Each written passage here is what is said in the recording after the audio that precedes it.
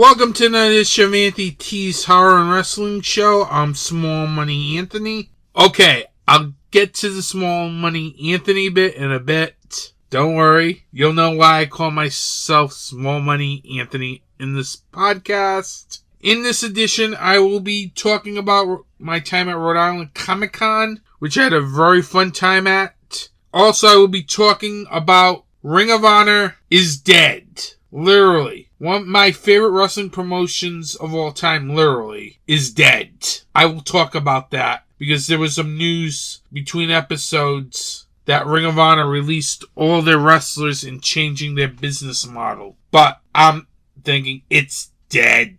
After the December pay-per-view, it's dead. D-E-A-D, dead. Because I don't see how this promotion survives this. I don't. And especially with one of the top talents already in AEW. I'll talk more about that. And in What's Anthony T Watching, I will be talking about a film produced by, yes, you guessed it, wait a minute, Jason Blum and Blumhouse Productions. As I will talk about the new Paranormal Activity film, Paranormal Activity Next of Kin, at the end of the podcast. But first, the news. First off, one of the worst horror sequels in the history of horror is getting a Blu-ray release. Now, there's been some really great horror sequels like Evil Dead 2. I put Halloween 4 there. Nightmare on Elm Street 3, Dream Warriors. And you have some really bad, horrible sequels that are just so awful, including Hellraiser Revelations. Remember that movie that was shot in 5 days? Or 5 hours?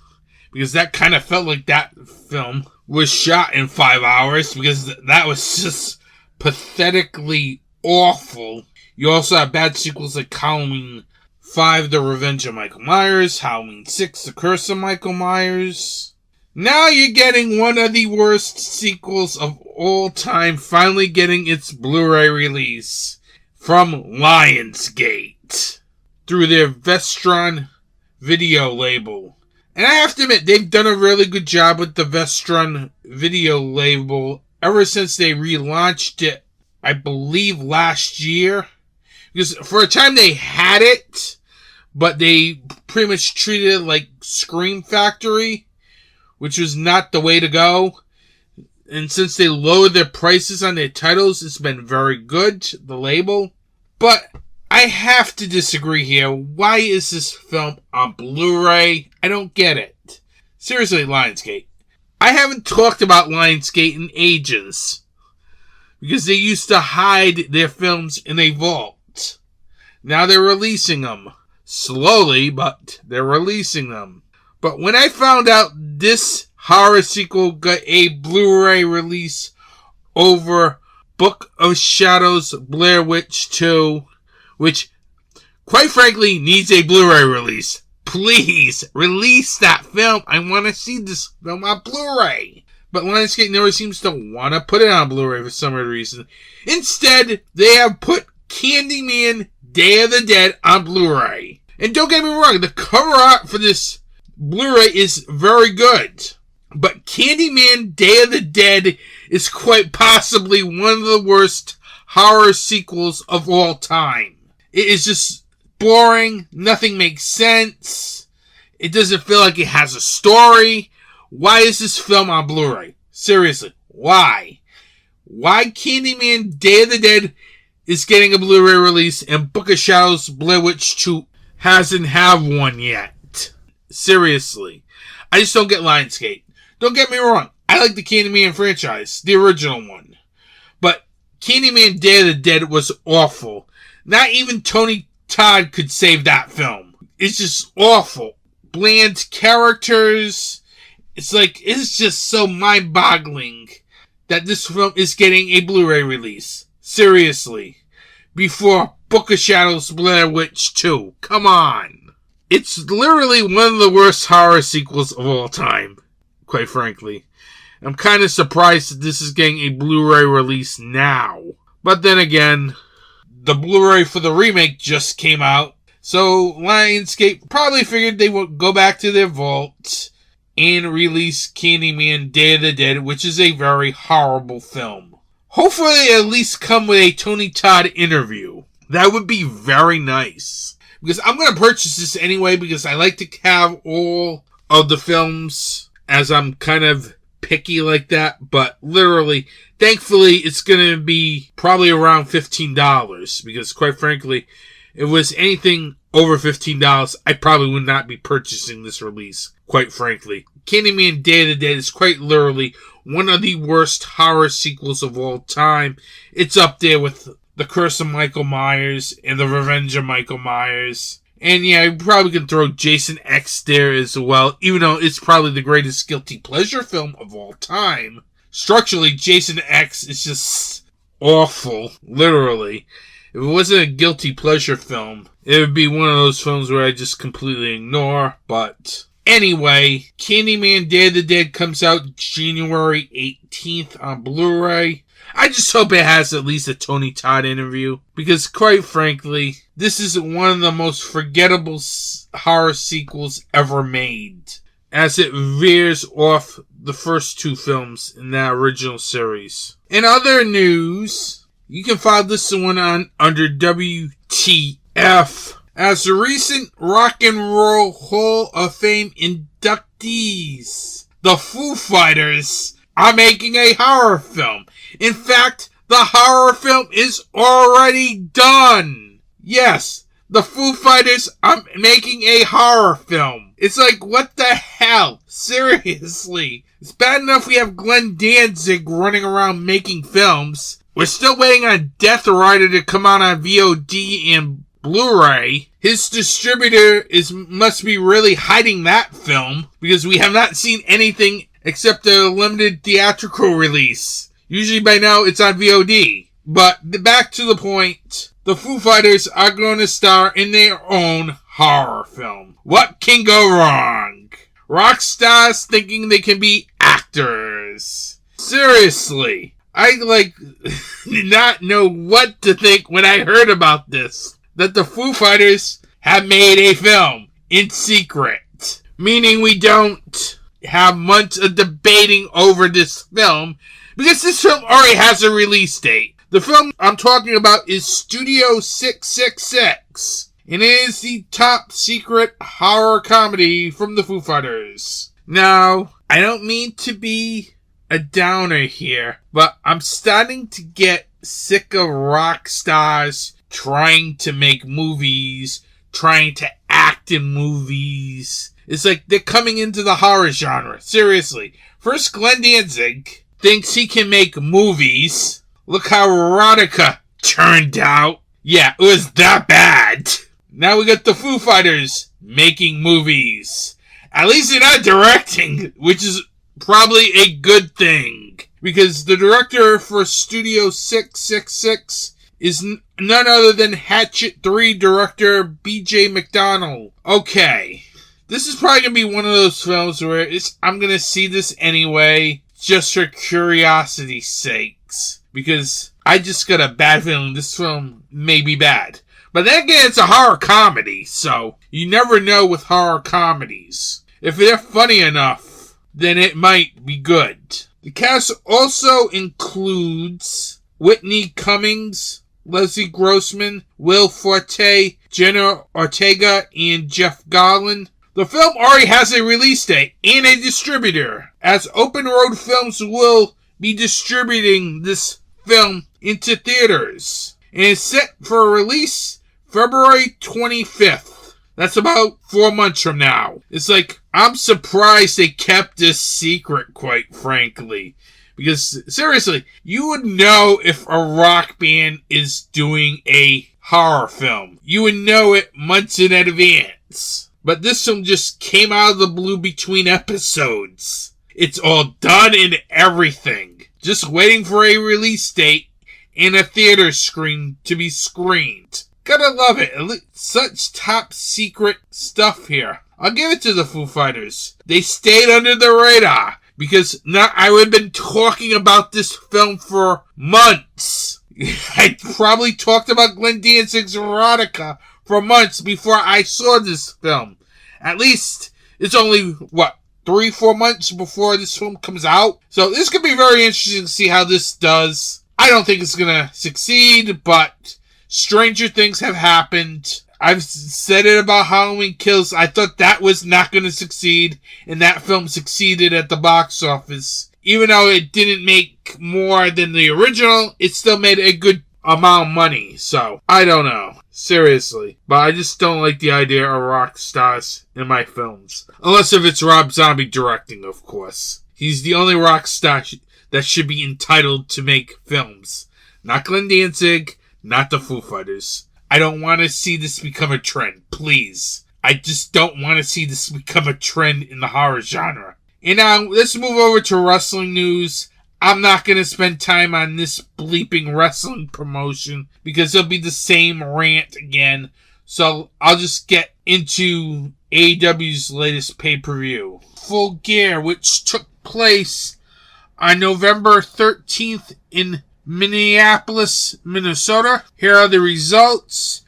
On the buy-in pre-show, Thunder Rosa and Hikaru Shida defeated Jamie Hayter and Nyla Rose. The main card kicked off with MJF defeating Dobby Allen. The Lucha Brothers defended the AEW Tag Team Championship by defeating FTR. Bryan Danielson won the AEW World Championship Eliminator Tournament by defeating Miro. Christian Cage and Jurassic Express defeated Adam Cole and the Young Bucks in a Falls Count Anywhere match. Cody Rhodes and Pac defeated Malachi Black and Andrade El Idolo. Dr. Britt Baker defended the AEW Women's Championship by defeating Ty Conte. CM Punk defeated Eddie Kingston. The Inner Circle defeated Men of the Year American Top Team in a Minneapolis street fight. After the match, former Ring of Honor World Heavyweight Champion Jay Lethal was revealed to be the latest signee to All Elite Wrestling.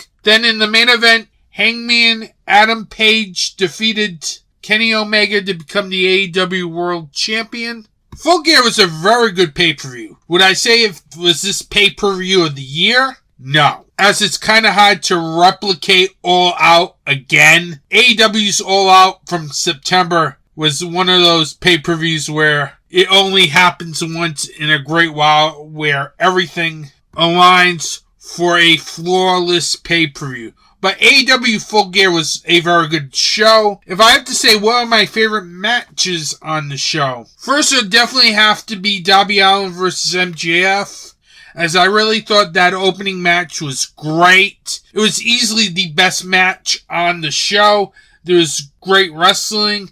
It had more of a methodical pace to it. There was some good storytelling with MJF and Dobby Allen. Some nice near falls. The end of that match happened when MJF gives Dobby the skateboard to hit him, but he refuses. The ref takes the skateboard away. While that's happening, MJF uses his dynamite diamond ring to hit Allen, then hits a side headlock for the 3 count. This was just very good. It's a match that you should go out of your way to check out. Is this match of the year level? Yes and no. It's probably a top 10 match of the year, but I would not put it as match of the year, obviously, because it's kind of hard when you have Omega versus Danielson, Young Bucks versus Lucha Bros. It's kind of hard to get into that conversation for a match of the year. But it was a very good match. I enjoyed this match a lot. Another match I really enjoyed was Eddie Kingston versus CM Punk. The build to this match was flawless. Great promos back and forth. The match was very hard-hitting, very stiff. One of the shortest matches on the card, but still, it was a very good match. As I kind of liked it, it was short because these two were literally killing each other in the ring. Literally. To the point where Eddie Kingston had to have his shoulder examined for a possible injury. Hopefully he's not hurt, because I really want to see Eddie Kingston versus CM Punk again. That was such a great match. If it had the full build, it would be something special. That's another match you definitely should check out. You should also check out Bryan Danielson versus Mural. That was a very good match. Very odd finish, but I kind of liked the finish because it was different compared to other matches you see nowadays, as the match ended pretty much with Danielson hitting a DDT on Mural's neck and hit the guillotine choke submission for the stoppage. That's also worth checking out. And also check out Kenny Omega versus Hangman Adam Page, as I really think they really did a good job paying off that 2-year storyline that Adam Page had. That started out at the first All Out event back in 2019, where he lost the championship to Chris Jericho, then getting kicked out of the Elite, then having a tag team with Omega, to that team disbanding, and Omega beating Page at Full Gear last year, all the way up to this year's Full Gear, where Adam Page finally won the AEW World title. I like how they really paid off that storyline, as that was just such great storytelling. You wish WWE would do long-term storytelling, but they can't even get short-term storytelling down right. What makes you think they can do long-term storytelling? Seriously, this is why I love AEW. They do a great job with making sure they have very good long-term storytelling, and it really helped, especially with this Omega versus Page feud, since this has been going on for like well over a year, and they finally paid it off with the Adam Page win. Overall, I enjoyed Full Gear a lot. This is a very good show. There's pretty much nothing bad on the show. If there was something bad on that show, maybe it was the Cody Pac versus Andrade Malachi Black tag match. But besides that, everything else was either solid or good. Definitely check out Full Gear 2021, as this was a very fun show, as AEW always delivers on their pay-per-views. I love the fact that they really take the time to make sure the pay-per-views are special, and I can't wait to see what's next for All Elite Wrestling. And with that, that's the news. Besides Anthony T's horror show, you can also listen to these other fine podcasts on the Doc Discussions Network. Doc Discussions, hosted by Philip Perrone and Michael Darwin. You Know Nothing, Jon Snow, a Game of Thrones podcast. Bullets, Brothels, and Bots, a Westworld podcast. Halloween Boutique, Psychotronic Reviews, and Searching for American Gods. You can find Doc Discussions on the web at www.docdiscussions.com, and Doc Discussions is also available on iTunes, Stitcher, Google Play, and Spotify.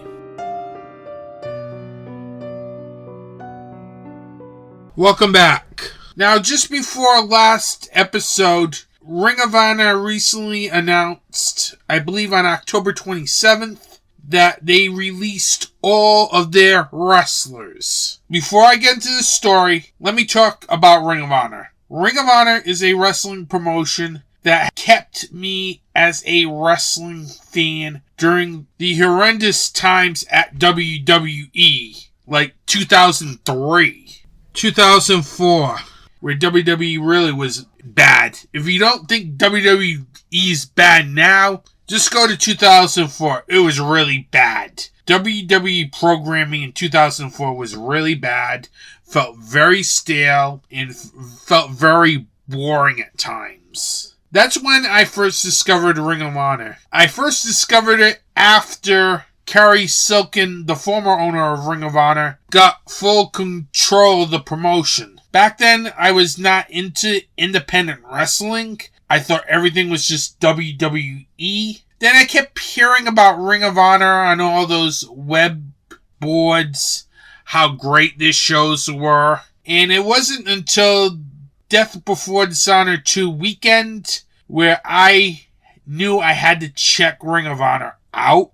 It was that same weekend with the CM Punk 8 Steel versus BJ Whitmer and Dan Moff in a Chicago street fight, which literally ended up with cheers in the ring, and the wrestlers finished the match with a sea of cheers in the ring. That's just insane. I needed to see this for my own eyes. And I'm glad I did, because I saw some great wrestling also on those two shows, as I purchased both Night 1 and Night 2 at Death Before Dishonor 2, and it really started to rekindle my love for professional wrestling as it's supposed to be. Professional wrestling, not sports entertainment. And from then, I've been pretty much a diehard Ring of Honor fan. I may have lapsed like maybe a year or two between I first discovered it in 2003. In 2020, I kind of missed maybe like a year. That's when things weren't that good.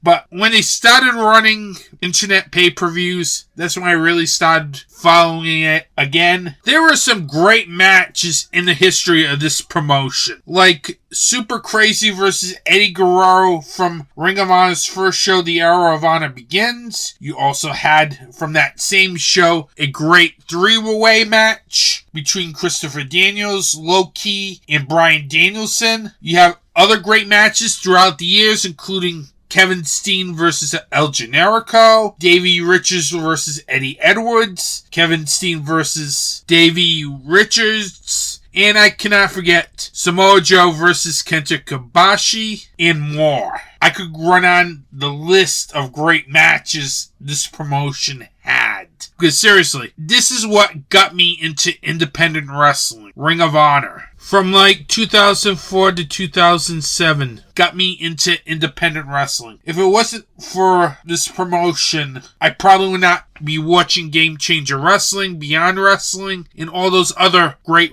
indie wrestling promotions out there. But on October 27th, news came down that Ring of Honor was releasing all their contracted wrestlers. They weren't renewing any contracts that were up in December, and the ones who had contracts going into 2022 would be honored until the end of March 2022, as they were going to reboot the promotion as an independent promotion again. After all the years with Sinclair Broadcasting, they decided they wanted to redo the promotion. Now, when I first heard the news, was thinking, oh, they're going to come out of this somehow. I can tell you, something will come out of this. I know it's another bump in the road for this promotion, but something will come out of this. And they will be back strong in 2-3 years, as they'll be back to where they were. Sadly, all my hopes of Ring of Honor really coming back and the excitement for it died when I watched AEW's Full Gear. And it died when the franchise of Ring of Honor, Jay Lethal, appeared at All Elite Wrestling's Full Gear to challenge Sammy Guevara for the TNT title. Now, I don't blame Jay Lethal for jumping ship here. Seriously, because I probably would have done the same. He had a contract that was up in December. He was allowed to get out of his contract. And especially with all these released WWE superstars and now all these released Ring of Honor stars, it's going to be very hard to get jobs. Because All Elite Wrestling only has so many spots. Then you look down the ladder, Impact Wrestling, Major League Wrestling, the National Wrestling Alliance. I'm not talking about WWE because, let's face it, none of these people are going to WWE because they have this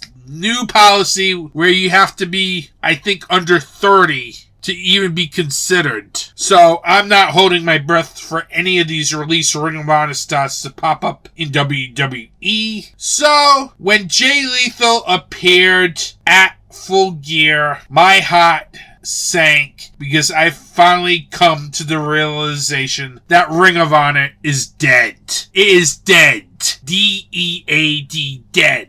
Forget Ring of Honor coming back, because the post-media scrum really sounded like they were closing their doors. It didn't sound like they were going to reboot in April. As Jay Lethal was answering questions in the post-media scrum for AEW Full Gear, he says he mentioned the doors were closing, and he was a lifer for Ring of Honor. If you have the franchise Jay Lethal who is willing to bleed Ring of Honor to the end, and then just pop up on AEW TV when Ring of Honor is supposedly gonna reboot, it's telling me they're not rebooting. I think Ring of Honor is gonna be up for sale very soon, quite frankly, because they got that great tape library. I really think that tape library is going to be up for sale along with the company, because quite frankly, I don't see this company moving forward past December, as they're going to run Final Battle in December and that's it. I just don't see this company moving on after December. I just don't anymore. Seriously. I am a Ring of Honor diehard fan, the same way I'm an AEW diehard fan. But when Jay Lethal,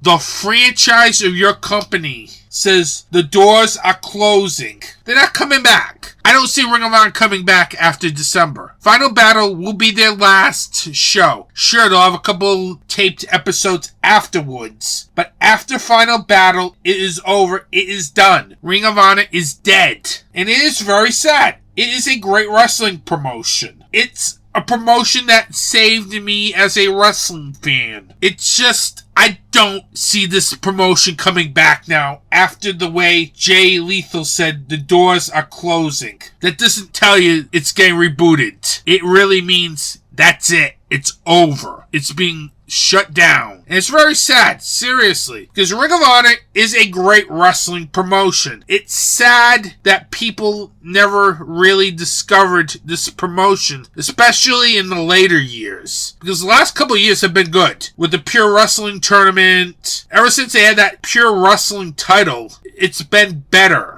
You have great champions recently with Roosh, Banditos. There's a lot of very good talent in Ring of Honor. Who do I want to see in AEW that's from Ring of Honor? First of all, I would like to see the Briscoes, because I would love to see the Briscoes versus FTR. I would love to see the Briscoes versus Proud and Powerful. I would love to see the Briscoes versus the Lucha Brothers. I would also love to see Danhausen in Ring of Honor. He'd be very different from All Elite Wrestling.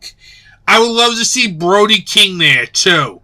I think he fit very well with Malachi Black in the House of Black. I would also love to see someone which will surprise a lot of people here. Seriously. But I really believe AEW should sign this person. I'm talking about their lead play-by-play announcer, Ian Riccaboni. I think he brings an exciting tone to the matches in Ring of Honor. He brings something different. He would be a great pickup for All Elite Wrestling, especially when you can groom him to replace Tony Schiavone when that day comes. Don't get me wrong, I think Tony Schiavone is doing some of the best play-by-play he's done in his entire career in All Elite Wrestling. But Ian Riccaboni really brings an exciting tone to the product. Can you imagine him and Excalibur on commentary? I really think that would be a great pairing in the commentary booth, because those two, I think, are my two favorite announcers in wrestling, period. Hands down. So I really hope that some of these wrestlers find new promotions, because there's a lot of talent in Ring of Honor that can be used in All Elite Wrestling, the National Wrestling Alliance, and Major League Wrestling. It's sad that Ring of Honor is probably gonna close after Final Battle. Sure, they'll still run on Sinclair Broadcasting Network, as they have a tape library that they can rely on, but for intents and purposes, it's done. I don't see it running as like a separate independent promotion. It's done. They're not coming back in April. I'm sorry. I just don't see it. It's sad, seriously. I never thought Impact Wrestling would outlast Ring of Honor. But it has, because Ring of Honor, after Final Battle, will no longer be a company. I'm just telling you right now. Thank you, Carrie Silken. Thank you, Joe Koff, for bringing true professional wrestling to the masses and to television. Because Ring of Honor, after mid-December, is dead. Hey guys, this is Steve and Christina. I'm the founder, owner, creator, and host of Super Retro Throwback Reviews. Are you looking for the best movie reviews, music reviews, video game reviews, and Comic-Con coverage all around? Well then look no further. Definitely check out Super Retro Throwback Reviews on YouTube and our new audio podcast, the new and improved Super Retro Throwback Reviews audio files version 2.0 on the following media distributors: Podbean, Google Play, Stitcher, SoundCloud, iTunes, and Spotify. Class is over, John. Time for something new and improved. Every day there's a family struggling with hospital bills to care for their sick child who is fighting an illness. There's a woman who is fighting breast cancer and is having trouble making ends meet while paying for their treatment. And there are burn victims that are going through treatments to heal their deep wounds. There is a charity in the horror community that helps these people. Scares That Care is an organization that helps families deal with the bills for their child. They help women get the treatment they need to fight breast cancer, and they help people who are dealing with severe burns get the help they need to heal. Scares That Care is a 100% volunteer organization and 501c3 nonprofit charity that is dedicated to helping these people in fighting real monsters. To find out more information or to donate to Scares That Care, you can go to www.scaresthatcare.org. Every donation helps Scares That Care fight real monsters. Welcome back. Yours truly recently had a chance to go to Rhode Island Comic Con, as the show ran from November 5th through the 7th at the Rhode Island Convention Center and Dunkin' Donut Center. I usually go every year, as Rhode Island Comic Con is always one of those conventions I will go to no matter what, since it's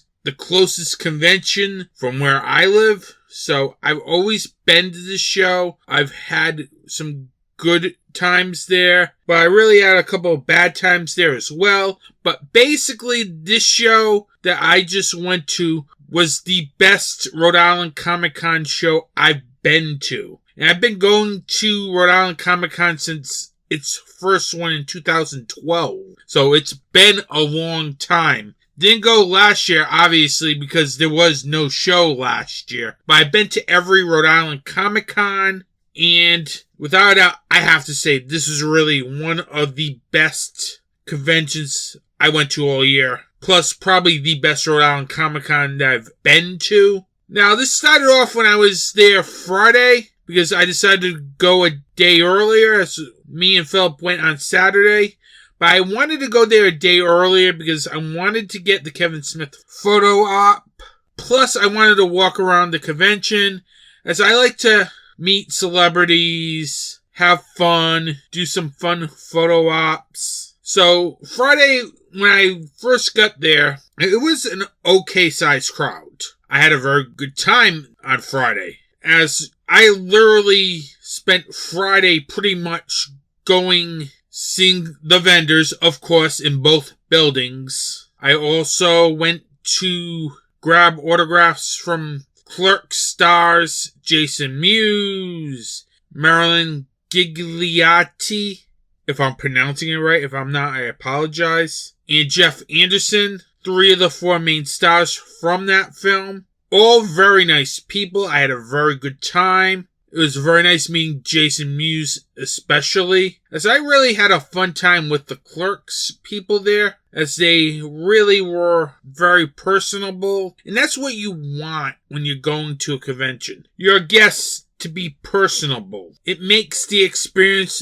a very fun one. Shopped at some nice vendors as well. Picked up some good Funkos, including Nightmare on Elm Street 3 Freddy Krueger, Elvira the Diamond Collection Funko. So I really had a fun time. Of course, the highlight of the day was Kevin Smith, obviously. And oh, by the way, I also picked up a Movies Funko with Kevin Smith's autograph on it, too. So literally, I pretty much picked up 4 Funkos in one day, literally. And if you don't know me, I'm a Funko addict. I love collecting Funkos, especially horror ones. But back to the point, the main thing on Friday was basically to see Kevin Smith. And that was a fun experience. Now, when I was in line for the photo op, Kevin Smith comes out and thanks everyone for coming to the photo op before they started taking pictures, which is very nice because when you go to a photo op, it's just take a picture with a celebrity and that's it. But Kevin Smith was just super nice, very fun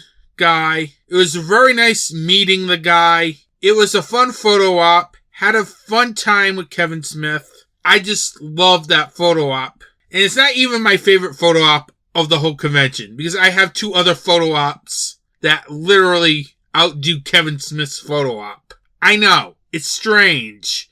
Usually Kevin Smith's photo op probably is the best thing at the convention, but there were really 2 great photo ops I had on Saturday, which really made this con more fun. I also got to meet Francine from the original ECW, very nice person. All in all, Friday was a very good day. I liked the fact that everything moved smoothly. It was also not as busy as I thought it would be, but overall Friday was fun. Now Saturday was really fun. Like I told you a second ago, I took 2 photo ops on Saturday.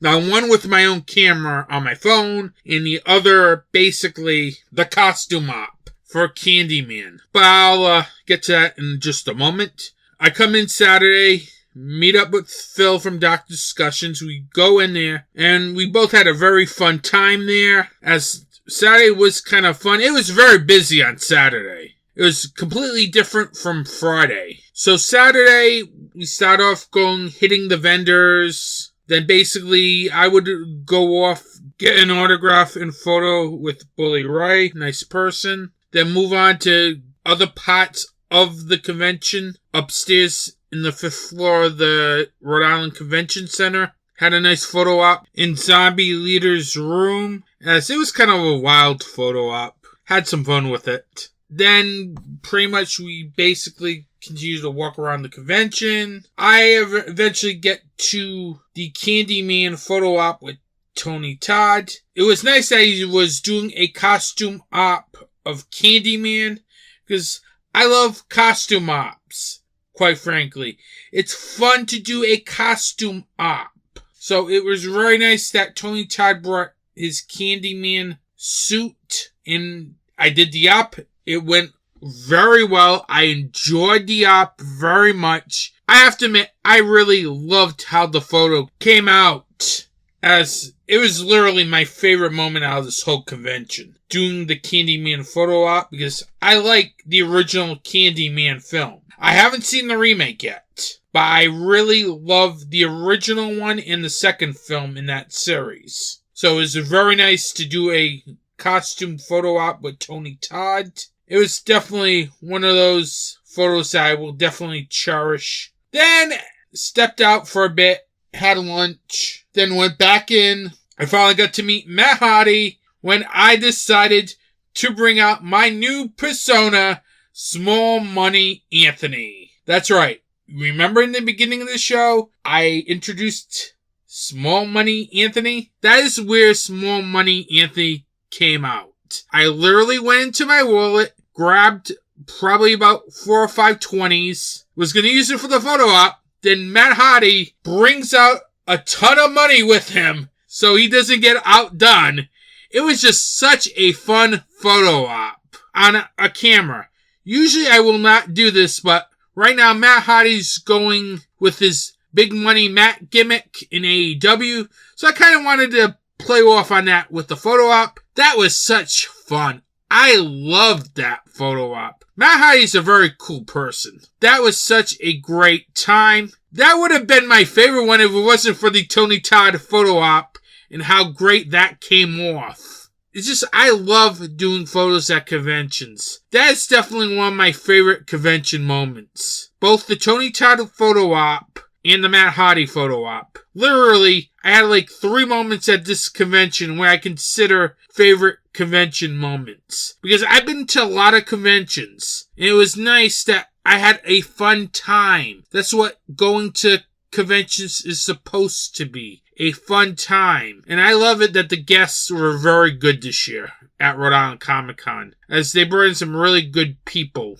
as they were very fan friendly. Then we would shop a little more. I would pick up another, wait for it, Jason Blum Funko. Now, I already have a Jason Blum Funko. Why did I pick up a second Jason Blum Funko? 2 reasons. One, the first time I had a Jason Blum Funko, the package came in damaged. Now, as a Funko collector, I like to have the package in really good condition. So after seeing it at the Toy Vault booth, they had it for like $3. I might as well just replace it. I'll have 2 Jason Blum Funkos. Count them. 2. Go figure. It's a crazy life, I'll tell you. Then again, I'm a Funko addict. But it was nice getting that Funko, period. Then afterwards, we would shop a little more. Then I wrapped up the day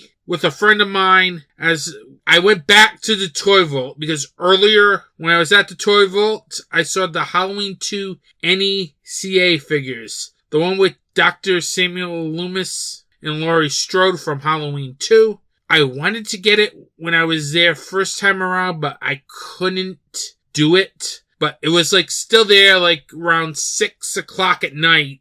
So I decided to buy it after all because, well, I like Dr. Sam Loomis. And it's a crime he does not have a Funko. Seriously. But that's another topic for another time. So I pretty much wrapped up my day. Just go through some more vendors on the 3rd floor. Then we move on to Sunday, the last day of the convention, where I checked out the vendors again inside the Dunkin' Donuts Center to see if I really wanted anything else. Walked around a little bit in there, then head over to the Rhode Island Convention Center, went down there a little bit, then head up to the 5th floor to meet up Adam Cole and Ruby Soho. Very nice people. Walked around a little bit, saw that Skeet Ulrich and Matthew Lillard's line was packed. Now, their line literally was packed pretty much all weekend, as I saw it Friday as well when I was inside the 5th floor ballroom of the convention center. Their line was packed there. They were moved to another room. Their line there was still packed, with a lot of people meeting both Skeet Ulrich and Matthew Lillard from Scream. Those two always seem to draw a crowd everywhere they go, and I've heard various nice stories about each of them, so I can see why they always have a big line everywhere they go. Then walked around a little bit in the convention center, met up with some friends, then headed to the Scream panel. That was a fun time. I had a fun time at that panel. Both Skeet and Matthew are very funny. They know how to liven up a room, as it was just pure fun for that panel. Panel also included Roger L. Jackson, the voice of Ghostface. That was just such a fun panel. I had a great time at that panel. Then afterwards, I went to go back into the convention center to walk around a little bit, see if I want any last minute autographs or anything else. But I did decide to pick up something over at Tim Jones's booth. He's an artist who has this very good comic strip called Sour Grapes. Went over there, chatted with him a little bit, picked up a t-shirt because I love the comic. Sour Grapes kind of reminds me of Dilbert back in the day. It's very funny. I enjoy this comic. I usually read this comic every week as I follow Sour Grapes' official Facebook page. It's a very funny comic. It's non-horror, but it's very funny. I enjoy that. So I did pick up a shirt of that comic. And then I just left for the day and the convention. Overall, I had a very good time at this convention. Line control was great. everything moved very smoothly. Never did I get a sense that anything was really bad. I really enjoyed myself. As I have to really say this is my favorite Rhode Island Comic Con that I've been to. And I've been to pretty much everything since the beginning of that convention. So this was a very great convention. Everything ran smoothly. I can walk around, no problems. I can't wait next year for Rhode Island Comic Con, as they've already announced dates for their 10th anniversary. As time really does fly. It's amazing how Rhode Island Comic Con has lasted 10 years. That convention's taking place November 4th through the 6th at the Dunkin' Donut Center in Rhode Island Convention Center. So definitely check out the show when it happens next year in Providence, Rhode Island. As Rhode Island Comic Con was great this year. In fact, it's probably one of my favorite conventions of the whole year. And that pretty much wraps up my thoughts on Rhode Island Comic Con. I highly recommend you come down to Providence next year. This show just keeps getting bigger and bigger, which is very good, and I can't wait for next year. As this year's Rhode Island Comic Con proved that Rhode Island Comic Con is the biggest show in the smallest state. They're coming to get you, Barbara. This is Carrie. This is Billy. This is Mr. Bo. And we are from A Podcast from Beneath. You can catch us every Wednesday wherever you find your favorite podcasts. You'll find Anthony T's horror and wrestling show on these social media platforms. On Facebook, Instagram, and the Slasher app at Anthony T's Horror and Wrestling. And on Twitter at Anthony T's Horror. You'll find new episodes on darkdiscussions.com, major podcast providers, and YouTube.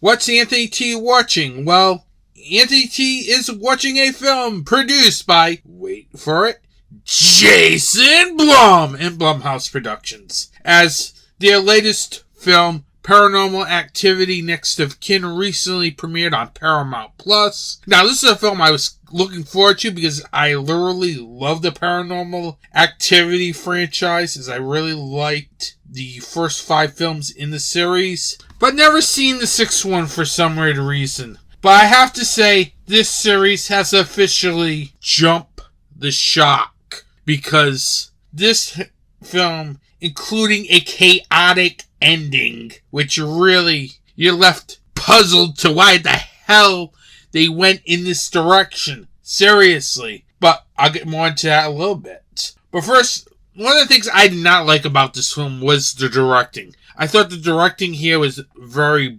bland. Director William Eubanks' directing really felt dull, and it really was something that really, I was bored watching, because I thought the action in this film was just flat, until the chaotic ending, which made the franchise jump the shock. Seriously. But I didn't even care for any of the characters in this film, quite frankly. It also comes down to writing, too, from Christopher Landon, as I really didn't have any reason to care about any of the characters in this film. I also did not like the fact that this film was set in a rural setting. I don't know. It's probably me, but I just don't like horror films set in a rural setting. Because usually when you get into the middle of nowhere, you feel like the settings of the film is just so dry. And the fact that it's just dull looking. It's hard to get into the action of the film when you have a setting where it's just so isolated. You feel like you're in an isolated space in what you can do. Literally, I've seen this in other rural horror films. St. Agatha, that comes to mind. That's another film that takes place in a rural area where it just feels so contained to the point where the settings feel dull. And especially for a Paranormal Activity film, I'm not used to seeing a film take place in a rural area. Because usually, if not all the films have taken place in the suburbs. So literally, I just could not get into that. It's hard for me to get into films that take place in rural areas. Literally, the only film that I really like that takes place in a rural area is Purgatory Road. And that had great acting. This film does not have great acting, as I thought the acting here was one note for most of this film. I felt very bored. I didn't feel invested in the characters. And I also thought the performances were just dull. I just didn't care for any of the characters. Seriously. It's hard to get into a film in a rural setting if you don't care about the characters. I did not care about the characters in Paranormal Activity Next of Kin. Also, this film did not feel like a Paranormal Activity film. For starters, it abandons the found footage format. Instead, you feel like you're watching something that isn't found footage. It did not feel like an entry in the Paranormal Activity franchise, quite frankly. Because it felt like, and including the ending of this film, felt like I was watching a regular film, not a found footage film. In all the other Paranormal Activity films, there are found footage films. It's just, I cannot understand why they decided to mess with that formula here. Because if this was a found footage film, maybe I can forgive some of it. But this felt like a regular, straightforward film. And when it feels like a straightforward film, and your whole series has been basically found footage, you're going to be out of it. Seriously. It's like you're not used to seeing a film shot in a certain format or structure like this film is. And thankfully, this film did not hit theaters, quite frankly, because this film is not worth seeing on the big screen at all. Literally. This film really, it's just boring for 90 minutes. I could not care about anybody. And let's get to the ending where it completely jumps the shark. It's an ending where it doesn't end like any other normal Paranormal Activity film.